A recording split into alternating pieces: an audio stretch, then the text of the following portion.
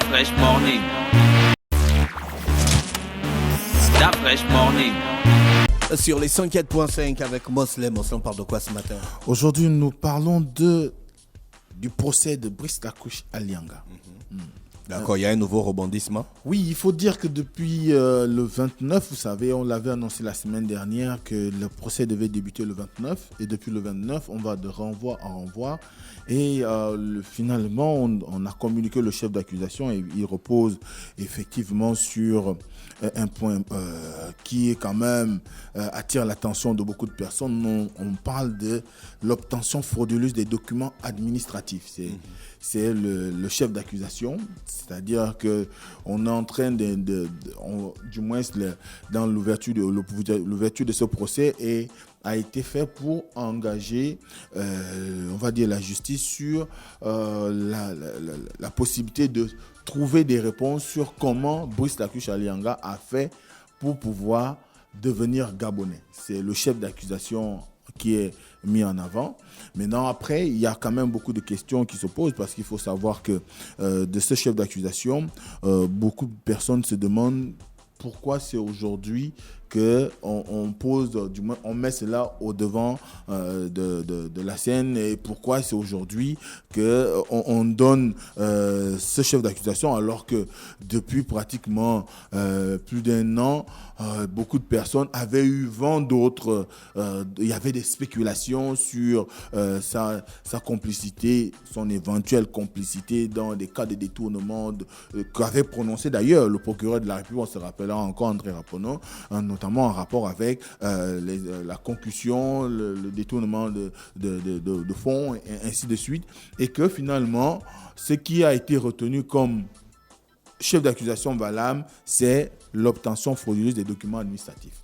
Donc, c'est cette obtention-là qui, quand même, depuis le 29, est au cœur, du moins, fait l'objet de débats au niveau de ce procès, mais qui a du mal à pouvoir décoller réellement parce que jusqu'à aujourd'hui, le fond de la question n'a toujours pas été analysé ou on n'a pas encore fait l'objet on va dire, d'une étude profonde pour pouvoir livrer réellement les objectifs poursuivis par le ministère public. Parce qu'il faut savoir que c'est le maître des poursuites qui a engagé cette procédure, notamment le procureur de la République. Et après son réquisitoire, le 29, il s'est trouvé dans une situation où les avocats avaient estimé que tel que présenté, il leur fallait quand même un certain temps pour pouvoir analyser le sujet, discuter avec leurs clients, mais surtout et pouvoir faire en sorte que ce qui est reproché à leurs clients puisse faire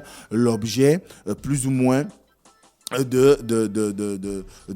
d'une situation qui pourrait amener à ce qu'on puisse appeler à la barre des éventuels témoins. Parce qu'il faut savoir que Brice Lacuche Alianga lui-même d'ailleurs avait pris la parole le 29 en s'exclamant notamment par rapport à ses conditions de détention, 17 mois en isolement, et à ce moment-là, il s'est demandé si c'était comme cela que la justice gabonaise entendait pouvoir plus ou moins conduire, du moins qu'elle traite les personnes qui sont poursuivies par elle. Et à ce moment-là, on a assisté à un premier renvoi du procès in extremis qui avait été décidé pour le 3.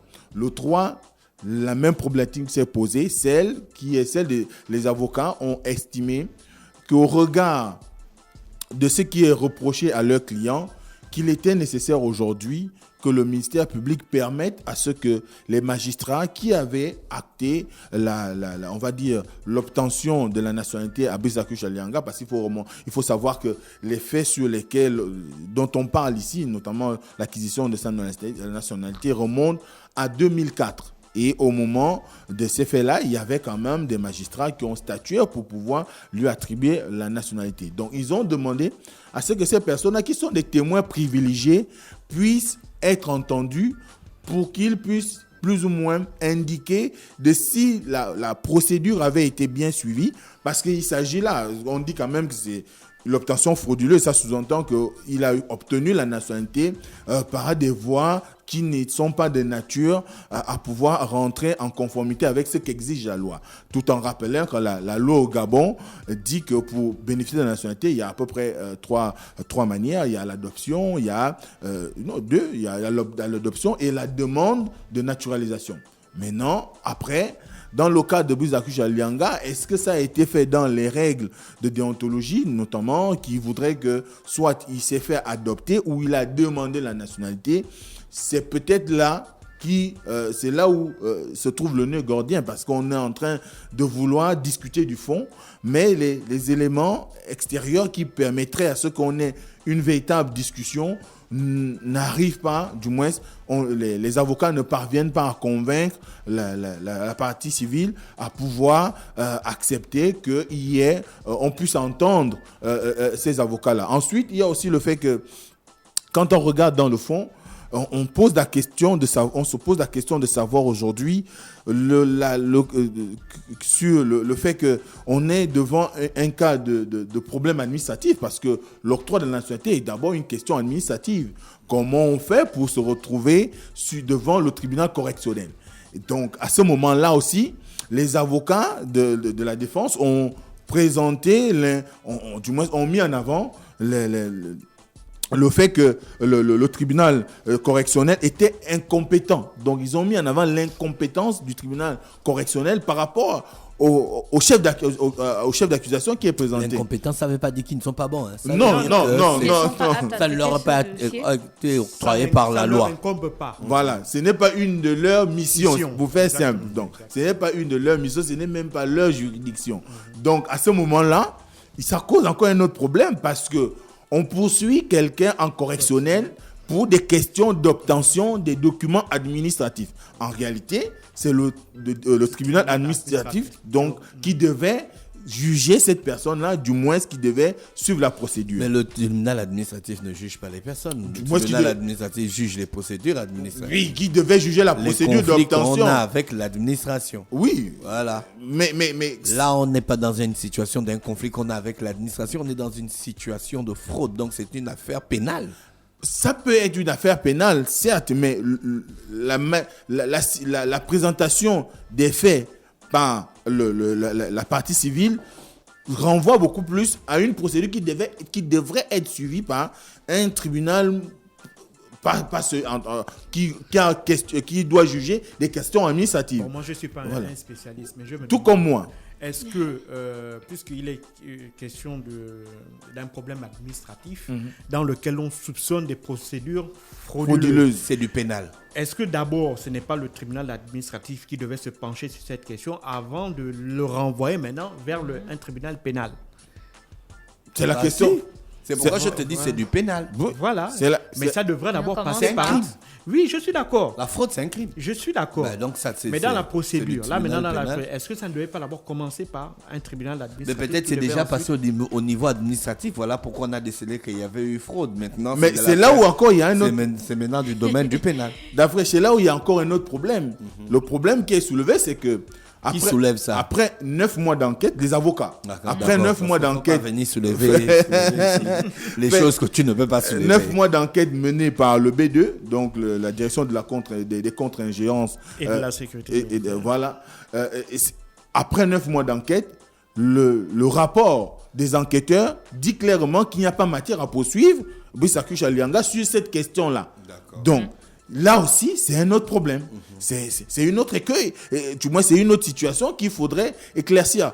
Comment on peut avoir donné un mandat à des enquêteurs de mener une enquête et qu'à la suite de cette enquête-là, on ne puisse pas prendre en compte les conclusions de leur rapport qui, plus ou moins, trouvent que la manière dont a été présenté le chef d'accusation, ça ne mériterait pas qu'on traduise ce dernier en justice.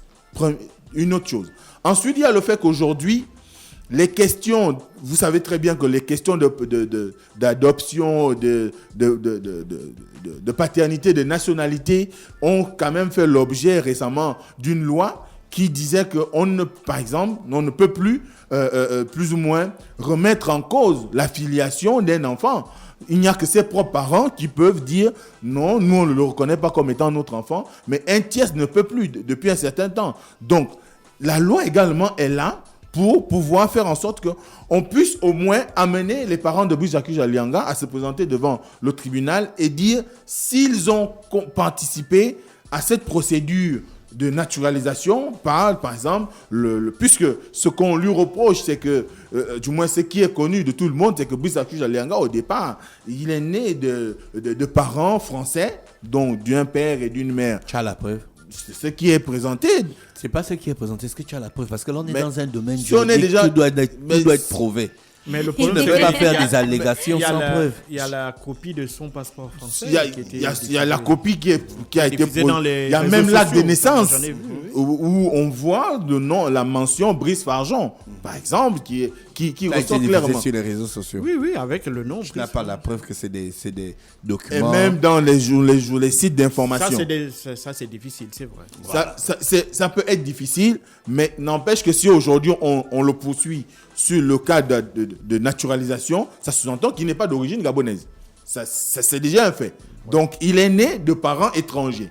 Si on veut rester dans les formes diplomatiques. Il est né de parents étrangers et qu'il aurait acquis la nationalité. Maintenant, est-ce que l'action d'acquisition de la nationalité s'est faite dans les règles en mettant en exergue le fait que le nom qu'il porte aujourd'hui, la cruche Alianga, qui est un nom gabonais qu'on connaît, qui est bien établi au niveau du Gabon, est-ce que ce nom, il a obtenu de façon légale? C'est toute la question qu'on se pose. Et c'est sur ce fond-là qu'on doit discuter aujourd'hui, mais on n'arrive pas à discuter parce que jusqu'à maintenant, aussi bien la défense et la partie civile n'arrivent pas à s'accorder sur on va dire, la capacité à pouvoir faire en sorte que les témoins privilégiés, donc aussi bien les magistrats des tribunaux de Franceville, mais également la famille, donc les parents, puissent venir témoigner.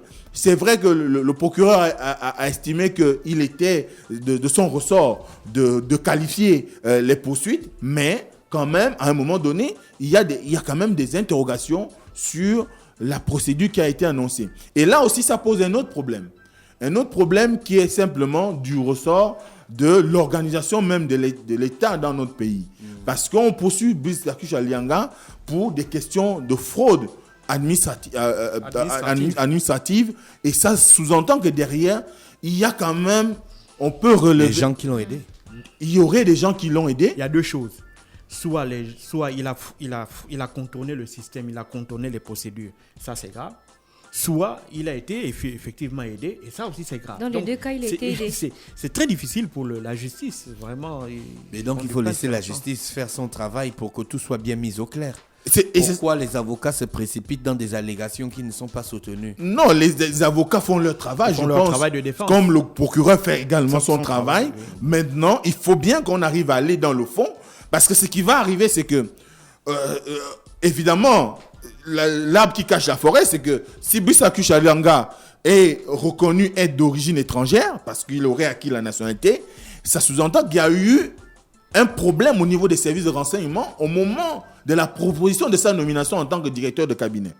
Ça veut dire qu'il y a eu un problème. Donc, on va remettre en cause la qualité du travail mené par les équipes des services de renseignement au Gabon.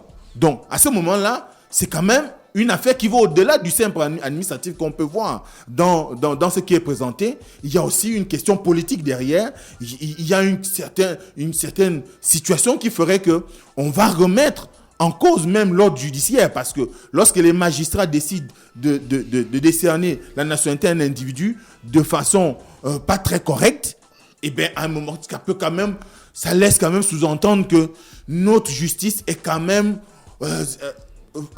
agit en fonction d'un certain nombre d'aléas qui pourraient être liés peut-être à la corruption ou à la manipulation ou encore au besoin que certains veulent en faire un outil qui soit unique dans leur service. Donc notre système judiciaire est malléable. À ce moment-là, c'est un problème. À ce moment-là, il y a le problème que Brice Jacques Alianga s'est retrouvé au cœur de la gestion de l'État.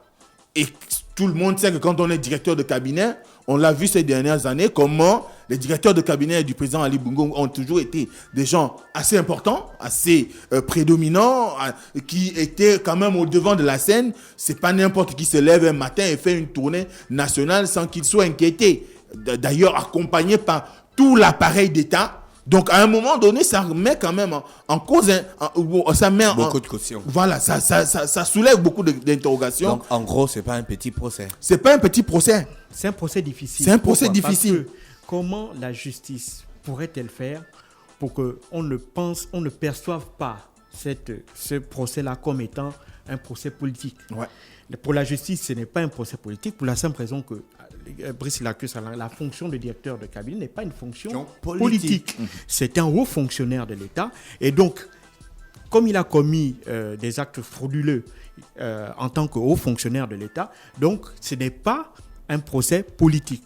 Mais pour ses défenseurs, il s'agit justement d'un procès politique, puisque les faits qui lui sont reprochés le sont à une période qui était particulièrement sensible, ou ayant, si tu veux, profiter de la situation qui se trouvait durant le moment où il était en fonction, il s'est un peu arrogé des pouvoirs politiques. Et donc, dans ce sens-là, il aurait un peu agi comme un homme politique.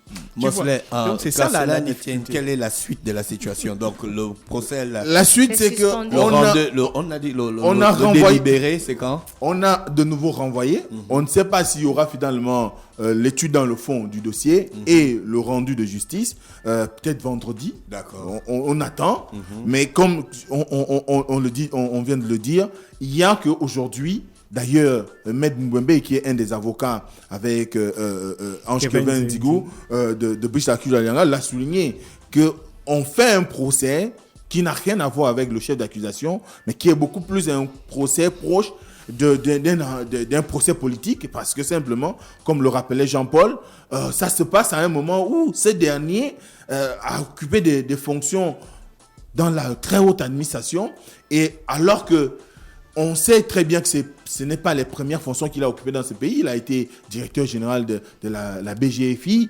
Il n'y a pas eu ce procès-là sur la procédure d'acquisition de sa nationalité. Donc, il y a quand même un problème. Donc, maintenant, on va voir s'il y aura... La prochaine étape, c'est quand? Vendredi. D'accord. Vendredi, on verra s'il y aura l'étude de fond et s'il y aura je crois que ces avocats ont saisi la Cour de cassation. On saisit la Cour la Cour de cassation après le rendu de justice. Après l'appel, il y a d'abord l'appel, après il y a la cassation. Là, ils ont fait l'appel. D'accord. C'est pourquoi il y a eu le renvoi. À Gabon Revue, ils disent que ce dossier a été renvoyé devant la Cour d'appel. Voilà, c'est ça. Ils ont fait l'appel. Parce qu'eux, ils ont demandé à ce qu'il y ait des témoins. Des témoins, notamment les magistrats et la famille. D'accord.